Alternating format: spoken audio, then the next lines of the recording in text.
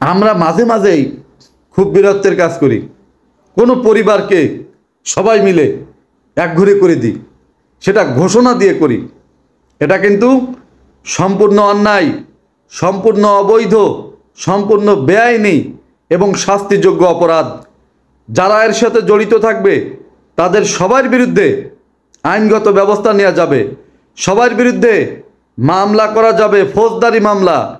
প্রথমে থানায় যেতে হবে এদের বিরুদ্ধে মামলা করার জন্য। যদি থানা কর্তৃপক্ষ মামলা না নেয়, তাহলে আপনি বা আপনারা বিজ্ঞ আদালতে যারা একঘরে করেছে আপনাদেরকে, তাদের বিরুদ্ধে তাদেরকে আসামি করে মোকদ্দমা দায়ের করতে পারবেন। মনে রাখবেন, বাংলাদেশের সংবিধান অনুযায়ী কারোর চলাফেরা বেআইনিভাবে বন্ধ করার ক্ষমতা কাউকে দেয়া হয় নাই।